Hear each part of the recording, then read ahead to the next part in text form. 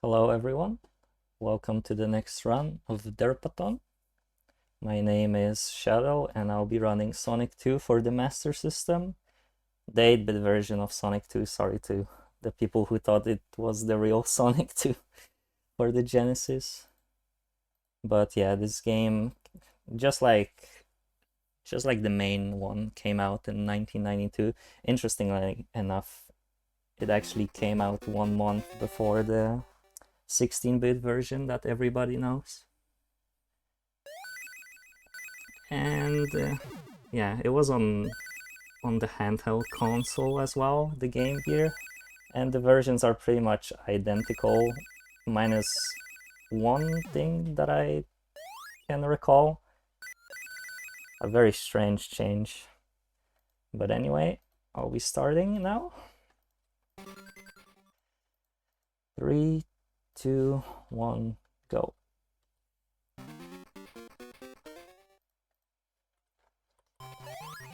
And we're off. So basically, as you can see, I'm just rolling in a lot of places. In this game, you wanna roll on the ground before jumping, because that gives you way more speed than normally.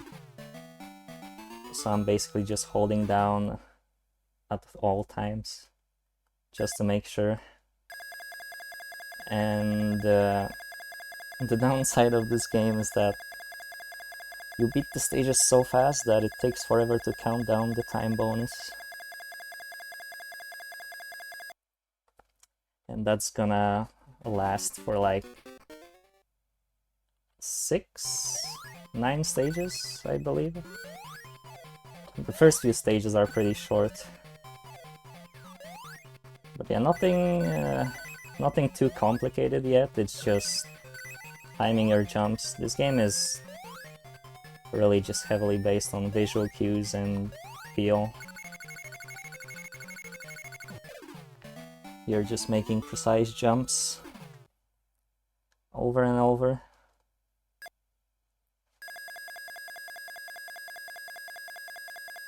Nothing too hard yet.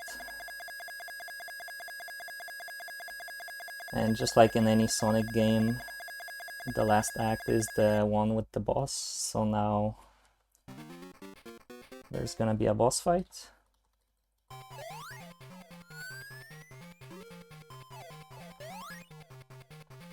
And also there's a reoccurring mechanic here, where if you press, when you're on a spring and you press left for a little bit, you actually go higher. I'm not sure why that happens. Just like I'm not sure why Eggman saves you from falling into lava just to fight the easiest boss in video game history.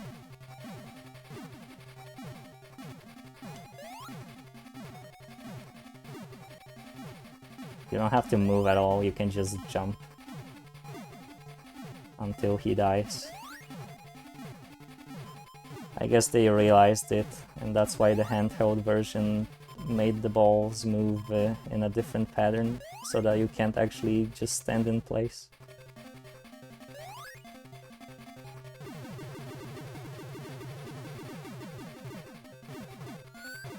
I have to wait there a little bit, because the screen doesn't...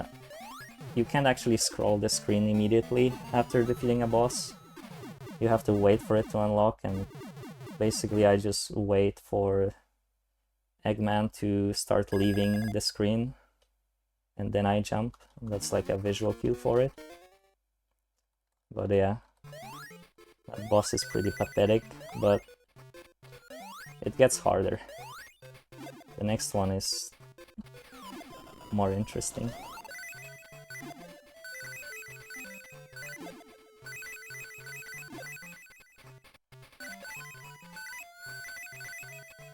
Oh yeah, and every stage has its gimmick. The gimmick of this one is basically the hang glider. The previous one had mine carts, but we don't want to enter mine carts because it's slow. So I was basically in one of the stages I was intentionally slowing down just so I can land next to the minecart instead of into it.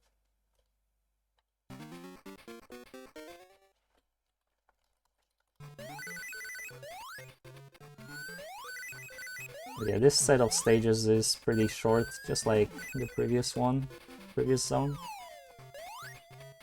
And here's the mechanic I was talking about, but I missed it. You can clip that ledge, but I held left for too little. But basically you gain more height if you hold left for the right amount of time. And then you don't have to use that extra spring to make it.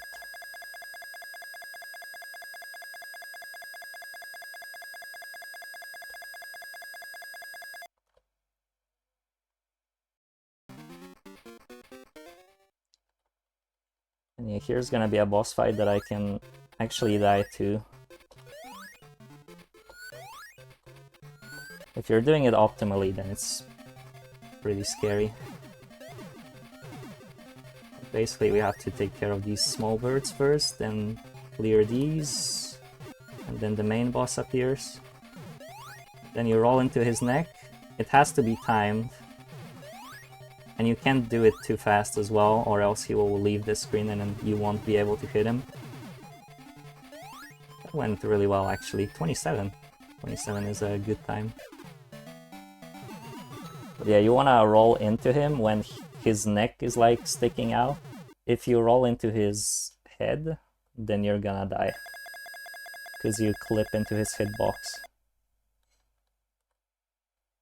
And yeah, also the reason why we roll into the neck is because you don't get pushed back as far, because if you just jump into him, then you get pushed too far and you can't hit him consecutively like I just did.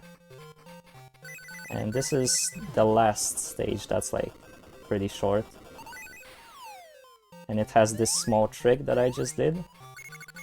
As you could see, the gimmick of this zone is that you can, like, when you're in a ball, you are like basically bouncing on the water.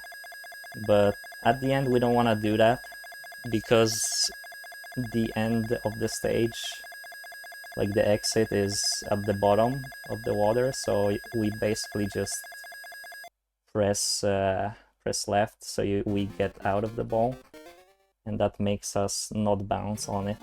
We just go straight down.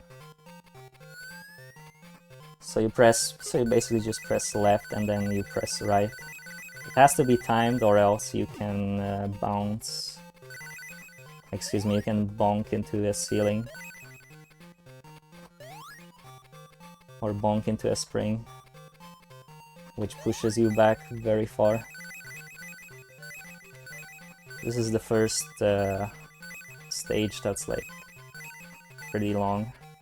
Well, compared to every other stage that we just played. And this one has its own gimmick that does not appear again, which is these rising bubbles. You can press up to go faster and down to go slower. And we want to enter them from the top, because if you enter them from the bottom, then you end up lower than normally. Basically, if you enter from the top, then the ball won't, the bubble won't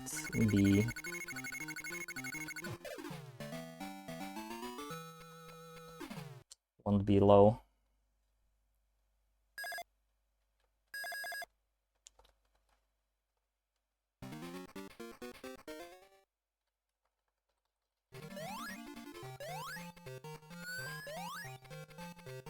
Here's another boss coming up that looks easy, but the timing is a little bit strict. I screwed up there.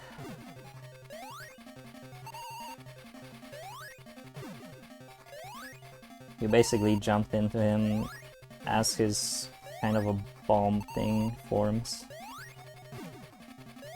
And then before he starts running, Well, a little bit before he starts running, you jump. And go away from him. If you jump too early, then he will just like kind of stand there and lose you time before he starts attacking, and if you do it too late, then he will just get under you and kill you. But nothing bad happened. And now the next zone. Green Hills. Not Green Hill, Green Hills. Apparently it's different.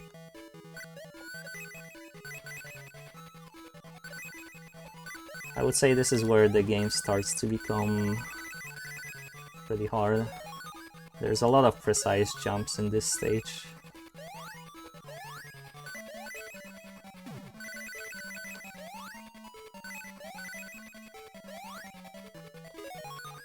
Oh, nice.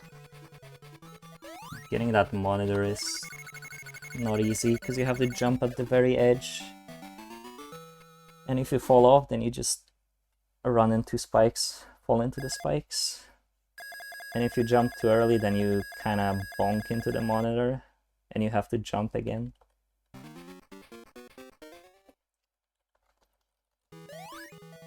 So that was good. I'm surprised I got that actually. And here we also have to jump at the very edge to make that cliff. Then we hesitate a little bit to bounce on that.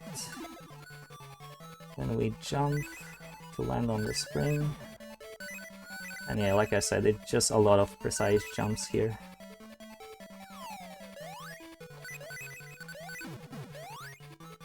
Nothing super complicated, it's just a lot of precision, I would say. There's a lot of feel to it, but there's also some visual cues for some of the jumps.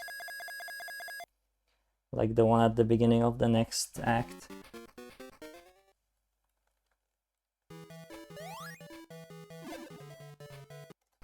I paused the game for a little bit so I could time the spring jump. Well, time my movement so I could land on the spring. But yeah, basically I pause after I pass like that small cloud, and then I stop holding right. Also, this boss is the first RNG boss in the game. He's giving me a really bad pattern, actually.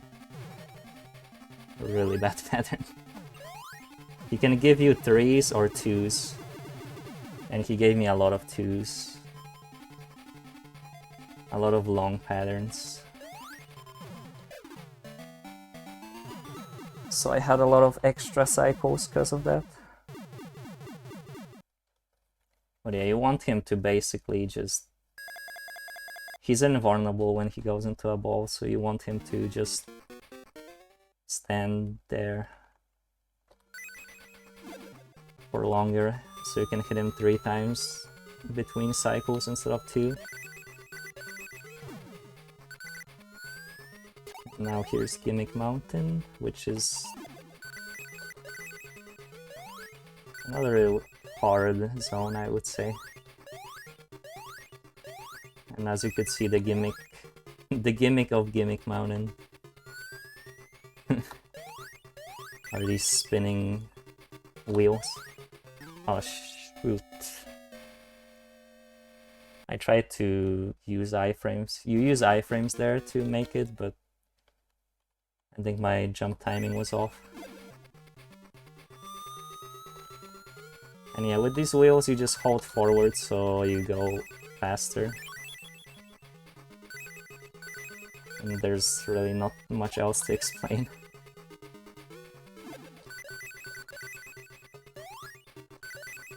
There's a safety strat where you just use an invincibility power-up to pass through, but it's slower.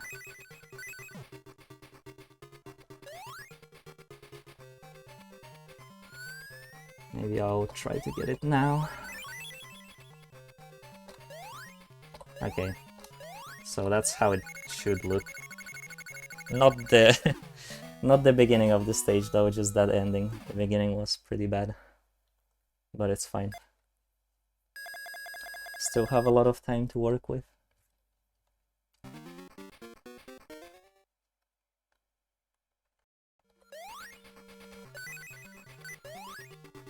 But yeah, one of those things is what makes this zone pretty scary, that D-boost.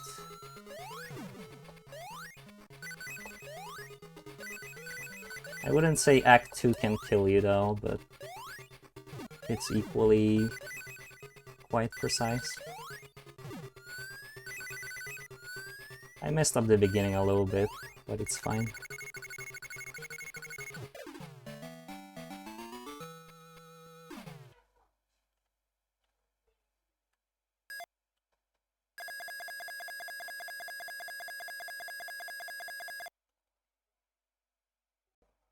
I would say this boss can kill you though.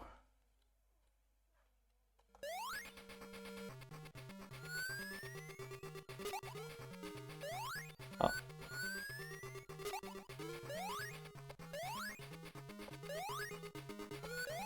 I messed up some of the timings a bit.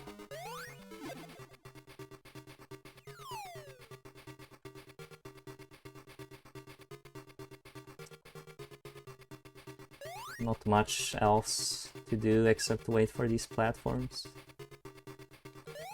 Just a few jumps at the beginning and then you just wait. Wait for the platform to go where you want to go. And yeah, here's a boss.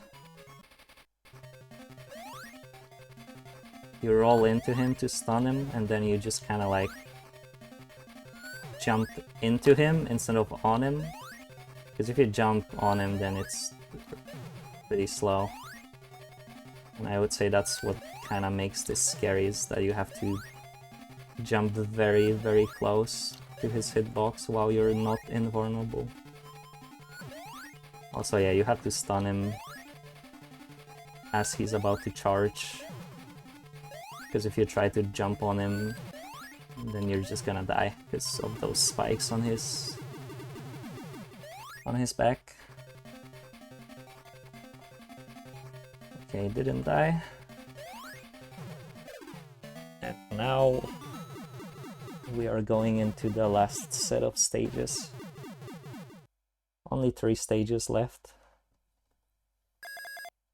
The first one is a little bit longer than usual though.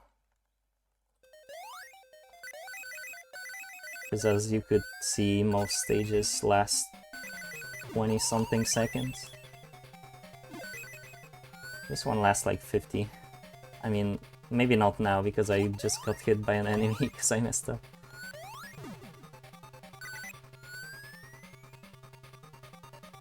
Might be longer than 50 now. Actually, it most definitely is. And here is well, the unique thing about this zone are those pipes, and you hold a direction to choose your paths, and we just basically have them memorized. I know which direction to press when. This part is a little bit scary. You have to go very far to the left so the platform respawns, but it went well, so I'm happy.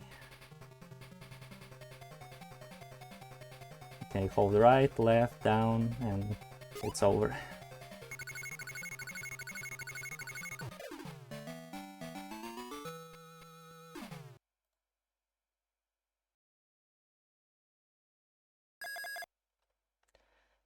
And Act 2 has 2 difficult tricks. The first one is at the beginning, so hopefully I can get it. Nice. You basically skip a huge chunk of the stage by using the bullets from the enemy to enter that pipe. And then you do this. Oh, nice. Perfect. That last jump, you basically squeeze yourself there, and then You have a few frames to jump out of that hole. I think it's like 4 frames or something. But that was a really good stage, nice. And also when you enter that little hole that they did not intend you to enter, you're supposed to take pipe to get to the other side. If you jump too early, you hit the spikes. If you jump too late, well, you also hit the spikes, but you bonk into a ceiling. And here's the spring mechanic I was talking about, the last one. We hold left for a little bit and then hold right again. So we grab the ledge essentially. I have a visual cue for this last one because I was missing it a lot. It was actually shown to me by Working, who doesn't even run this game. I guess he was frustrated with me missing it so many times. And here's the last boss, which is also RNG. You don't want him to roll into a ball because he's invincible. And he's actually giving me really bad pattern. Oh shoot. I got a little bit too greedy with my hits. You usually don't die there, but I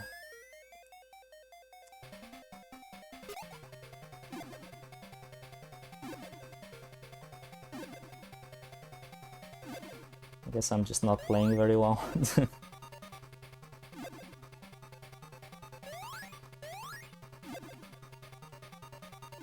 We'll do a second try.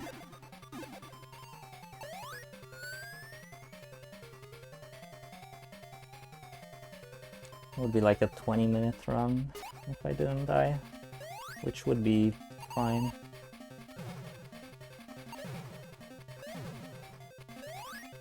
But yeah, if you want to get hits, as many hits as you want, then you have to play pretty risky. And yeah, as you can see, the best pattern is the one where he just kind of charges at you or stays in place. This pattern was actually not bad. 51 is fine. And time. Timing ends when it just fades to black. And that was it. At least for the normal ending. There's a bonus zone that you can unlock when you grab all the extra stuff.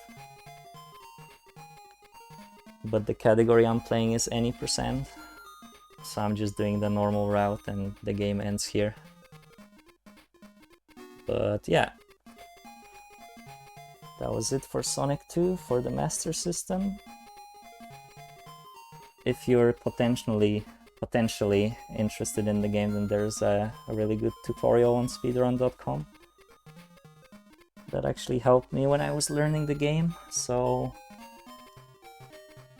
you can go there on the page of the game if you want to see it. But that's it for me. Thank you for having me, and take it away.